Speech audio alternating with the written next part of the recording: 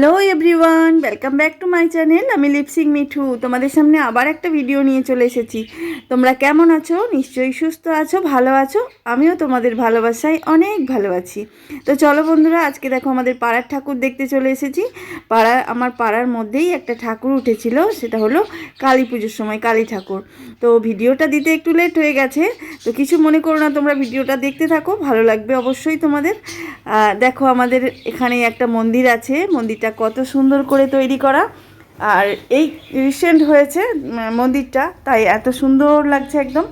আর মন্দিরটাকে খুব সুন্দর করে সাজানো হয়েছে, কালী পুজো হবে বলে। এটা কালী ঠাকুরেরই মন্দির, প্রতিষ্ঠান করা হয়েছে এই কিছুদিন আগেই। তো দেখো কি সুন্দর করে প্যান্ডেল করেছে ঠাকুরের। আর আমি গিয়েছিলাম, তো মন্দিরটা খুলেই দিয়েছে, দেখলাম যে আমি একটু ভিডিও আরে করব বলে একটু খুলেই দিয়েছিল।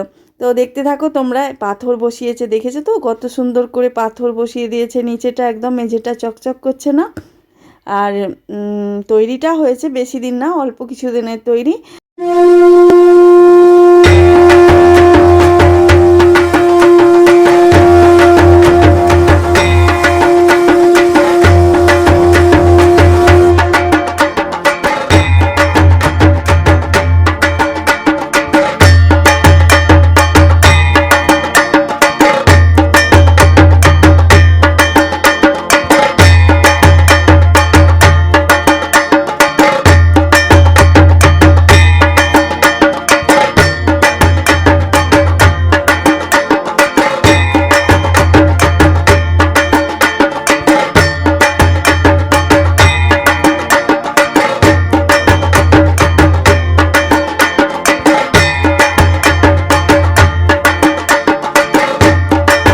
ভিডিওটা করেছি আমি পুজোর পরের দিনে, কারণ পুজোর দিনে আমার যাওয়া হয়নি। আর মায়ের ভীষণ শরীর খারাপ করেছিল, মা পুজোটা দিয়ে এসেছিল, বাট পুজোর দিনে যে রাত্রির জেগে পুজোটা হয় সেই পুজোতে উপস্থিত থাকতে পারেনি মা।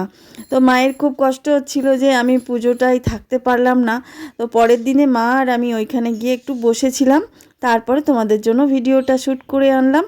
তো মাকে ভালো সুন্দর করে সাজিয়ে দিয়েছে একদম, পুজোটাও নিশ্চয়ই সুন্দর করেই হয়েছে। তো সেটা আমাদের কপালে নেই দেখার, তাই জন্য দেখতে পেলাম না। মায়ের ভীষণ শরীর খারাপ হয়েছিল, সেই দিনে উঠতে পারছিল না একদম। তো তারপরের দিনে তো দেখেই নিলাম।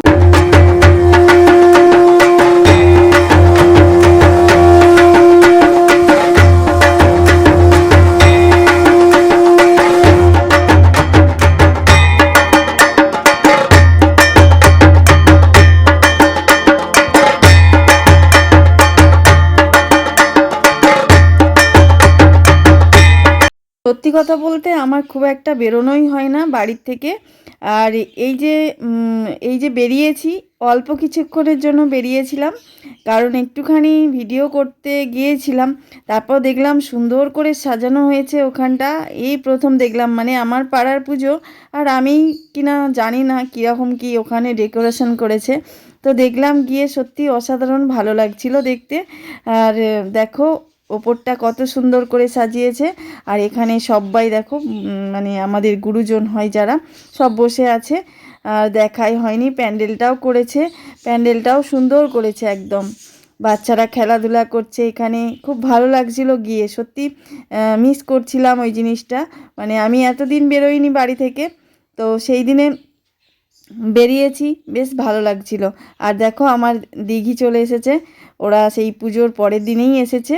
আর ও যে ওই বোমগুলো এনেছে, মানে ওই চরকি, তারপরে হাওয়ার আকাশে যে বোমগুলো ওড়ে, মানে কি বলবো, আমি অর্ধেক বোমের নাম জানি না, তবুও বলছি তোমাদেরকে, এটা তুবড়ি।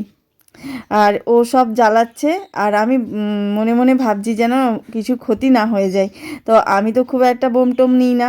তো দিঘি এসেছে আর আমার বাবু ছিল, দুজনে মিলে একসাথে একদম দারুণ দারুণ মজা করেছে ওরা।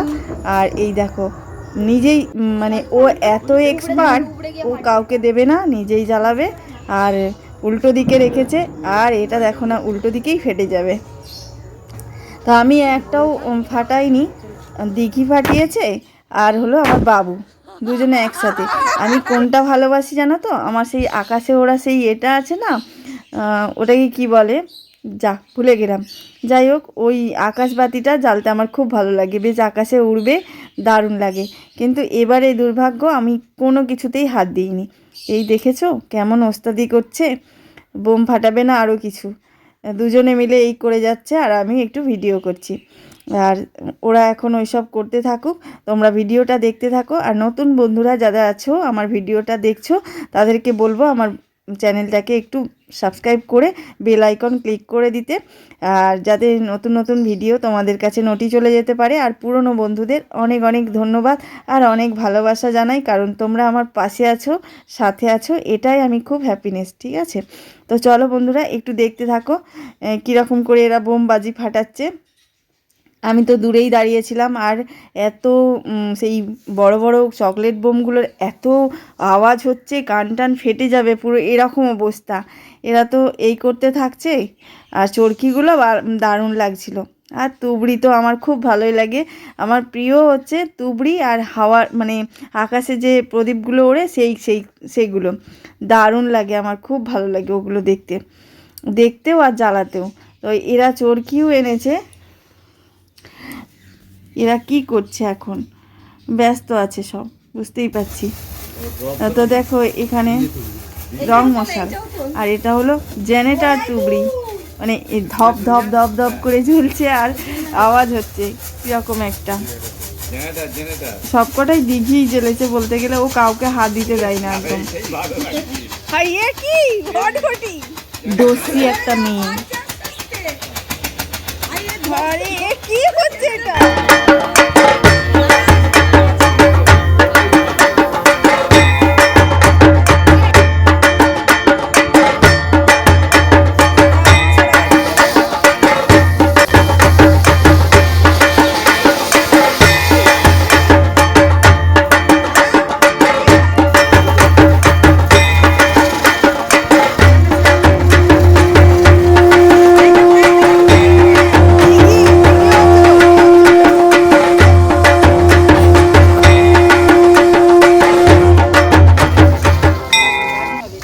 সব পুজোই বলতে গেলে শেষই হয়ে গেল, মনটা ভীষণ খারাপ হয় যখন এই সময় শেষ হয়ে যাওয়ার পালা চলে আসে।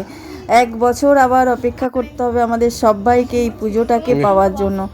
দুর্গা পুজো, কালী পুজো, লক্ষ্মী পুজো এইভাবেই কাটতে থাকে আমাদের সমস্ত পুজোগুলো, কিন্তু এই যে বিদায় দেওয়ার পালাগুলো খুব কষ্টের থাকে।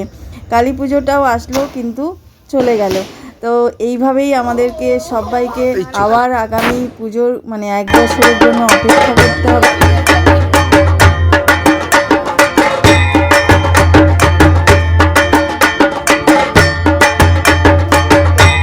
পুজো আসবে আসবে শুনতে খুব ভালো লাগে, তাই না বন্ধুরা? আমি ঠিক বলিনি? পুজো আসবে আসবে কত সুন্দর শুনতে লাগে, কিন্তু এসে গেলেই ব্যাস শেষ, আর পুজো আসবে সেই আবার 1 বছর পরে। তো চলো বন্ধুরা, আজকে এখানেই আমার ভিডিওটা এন্ড করলাম। সবাই ভালো থাকবে, সুস্থ থাকবে, আগামী ভিডিওতে আবার দেখা হবে তোমাদের সাথে। আর সবাইকে অসংখ্য ধন্যবাদ আমার ভিডিওটা ফুল ওয়াচ করে দেওয়ার জন্য। টাটা বন্ধুরা।